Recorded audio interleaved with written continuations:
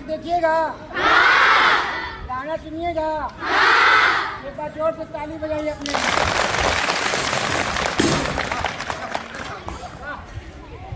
हम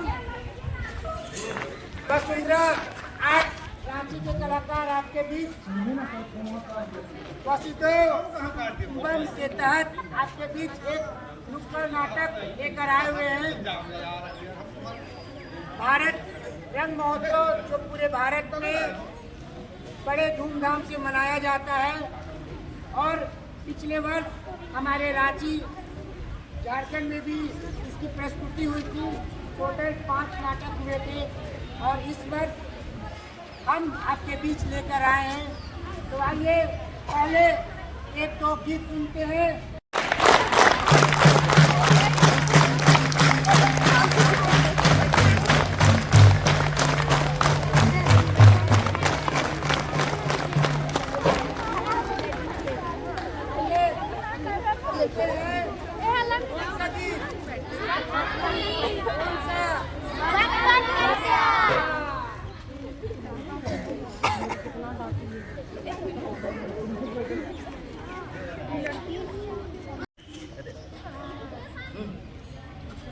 बचपन करवादा कि ना भुलावे रसले,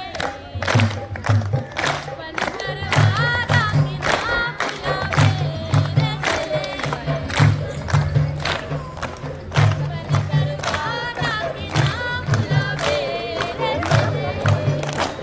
अरे ना ना ना ना ना भुलावे, अरे ना ना ना ना ना भुलावे।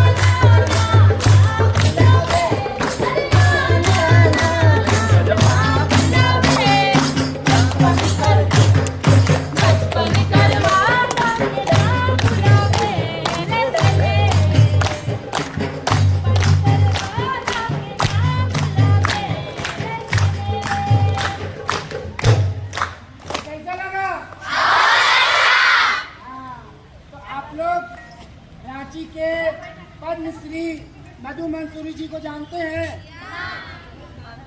कभी सुने उनका नाम? कहाँ रहते हैं? तो आइए हमारे झारखंड के आन बान और शान पद्मश्री मधु मंसूरी दा के लिखे हुए गीत हम सुनते हैं।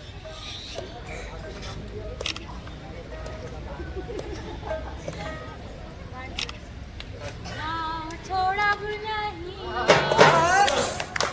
जंगल छोड़ब नहीं, माए माटी छोड़ब नहीं, लड़ाई छोड़ब नहीं, गांव छोड़ब नहीं, जंगल छोड़ब नहीं, माए माटी छोड़ब नहीं, लड़ाई छोड़ब नहीं, गांव छोड़ब नहीं और जंगल छोड़ब नहीं, माए माटी छोड़ब नहीं, लड़ाई छोड़ब नहीं।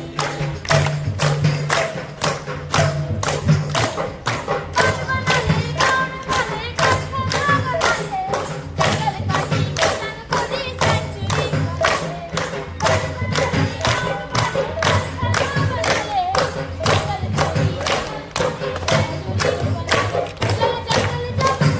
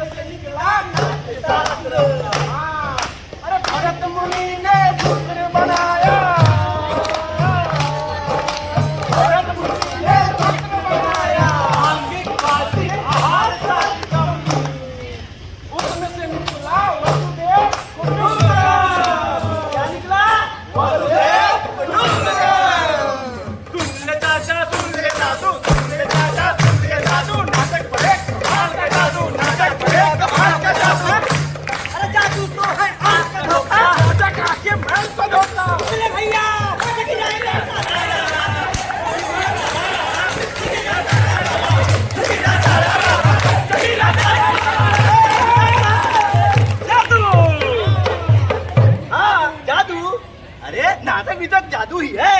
कहना क्या चाहते हैं? ये कहना चाहते हैं, बताए। देखिए कि नाटक में कितना आकर्षण होता है कि हर कोई खींचा चला आता है। एक पते की बात बताऊं, बताओ। सच मानिए तो कल्पना की यह जादूगरी सबसे पहले हमारे भारत में शुरू हुई थी। आज से करीब 2500 साल पहले, जब बाकी देशों के लोग गुफा में छुपे छुपे डरे डरे से रहते थे, तो हम लोग यहाँ नाटक खेला जाता था। और जानते हो नाटक के शुरू को क्या कहते हैं? क्या कहते हैं? क्या भैया? नाट्य साथ यानी पंचमवेद। हाँ, पंचमवेद। भैया 4 वेद के बारे में तो हम जानते हैं, लेकिन ये पंचम वेद के बारे में कभी सुने ही नहीं है। अच्छा भैया, आप पंचम वेद के बारे में नहीं जानते हैं? मतलब पकड़ो है, आप जानते हैं कि नहीं? नहीं जानते। तो पकड़ा ले। आपके जैसे लोगों के कारण ही हमारे देश से सभ्यता और संस्कृति पिछड़ गई है।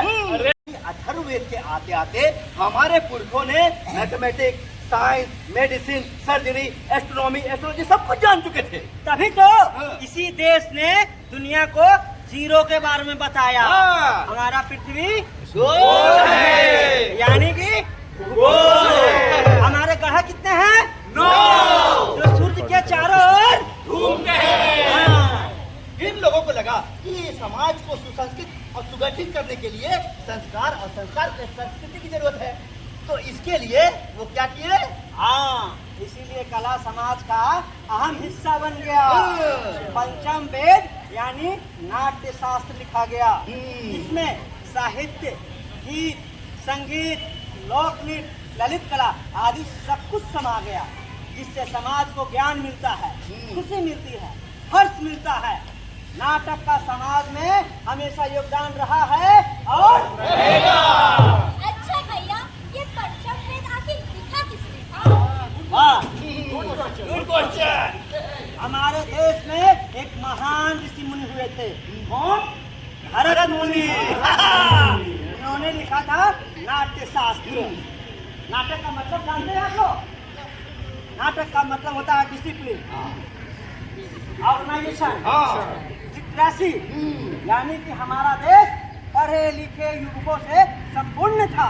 हाँ, तभी तो तक्षशिला, विक्रमशिला और नालंदा विश्वविद्यालय भी। हाँ, नालंदा विश्वविद्यालय केवल भारत में ही था। मतलब हम ज्ञानी थे, हाँ। तो धनी थे, इसीलिए तो कहते हैं हमारे देश को सोने की चिड़िया। और जानते हो विदेश से लोग आते थे यहाँ पढ़ने हमारे विश्वविद्यालय में। अच्छा भैया, विदेश से लोग पढ़ने आते थे, सब होता था, फिर गड़बड़ी कहाँ हुई? कब हुई? कब हुई गड़बड़ी? गड़बड़ी हुई 400 साल पहले। कैसे?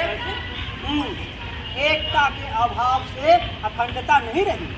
तो फिर हमने उस निदान को खोल दिया सामाजिक बुराइयों के कारण। कैसी बुराइयाँ?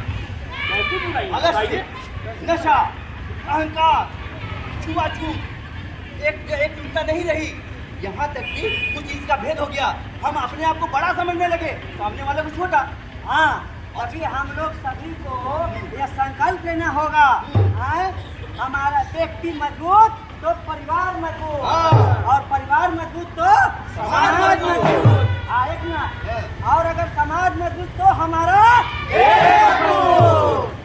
भैया, परिवार से याद आया, G20 में मोदी जी कह रहे थे, बहुत धन, बहुत धन। पर ऐसा क्यों? अरे हजारों साल पहले हमारे महाउपनिषद में तो लिखा गया था, वसुधैव कुटुंबकम, यानी वन अर्थ वन फैमिली। भैया, हम भी कुछ कहना चाहते हैं। कहिए ना भैया। आइए। कुछ अगर नहीं काल विषय में, हाँ, कौन सी क्या पूछना चाहते हैं? कोरोना काल के बारे में है ना। जब कोरोना काल तब वैश्विक महामारी पूरे विश्व में आया, तब हमारे देश भारत ने दवाई बनाई और सभी को मुफ्त में दिया। और इससे सभी लोगों की जान बच गई।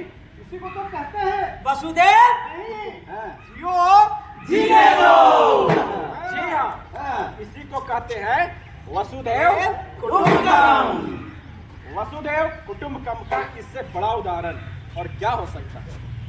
पूरा संसार हमारा परिवार है, और हम अगर इसी विचारधारा के साथ आगे बढ़ते हैं तो हमारा भारत देश फिर से विश्व गुरु बन सकता है।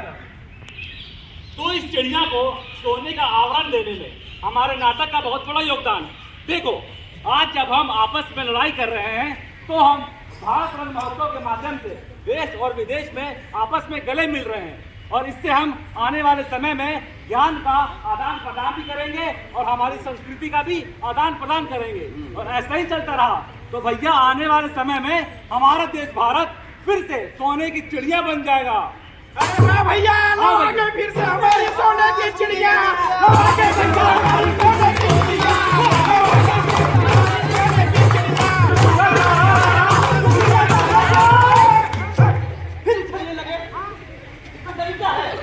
क्यों भैया, क्यों ना उछले?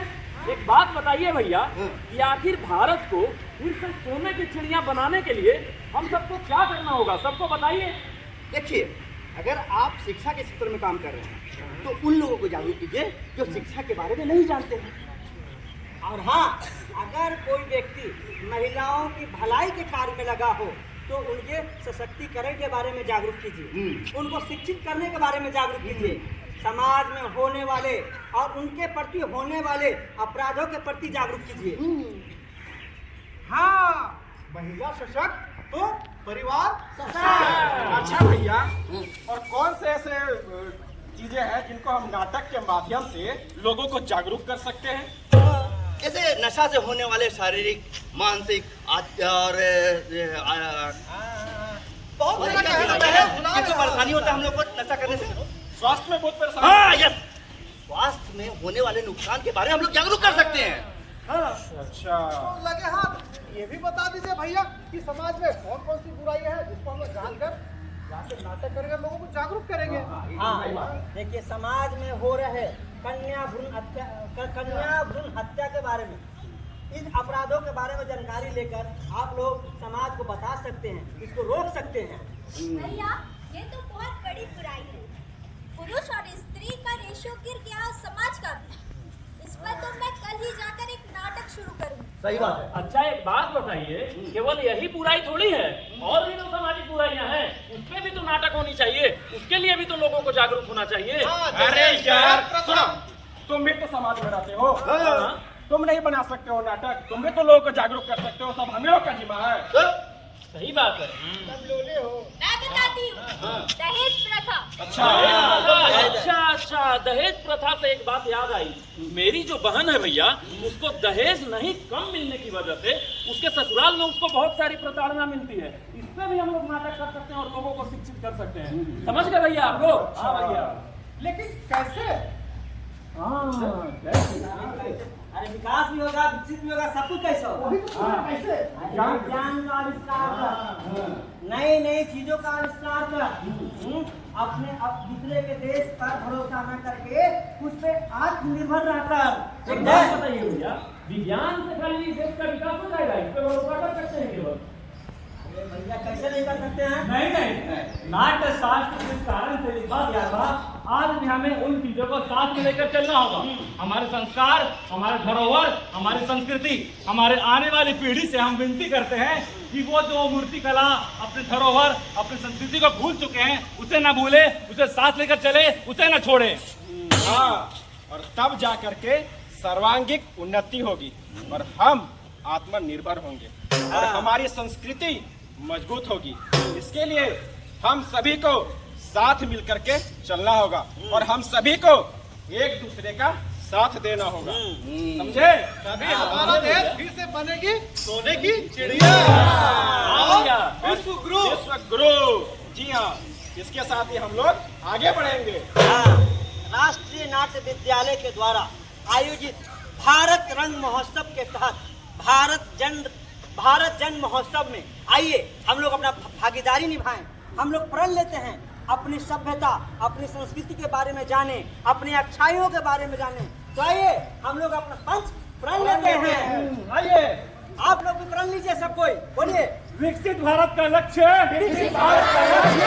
गुलामी के हर अंत से मुक्ति, अपने विरासत पर गर्व, एकता और एकजुटता, नागरिकों में कर्तव्य का भाव, वसुधैव वसुधैव वसुधैव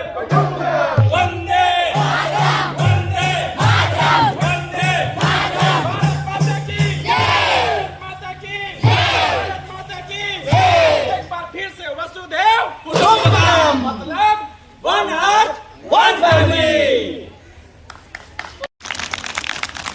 कैसा लगा?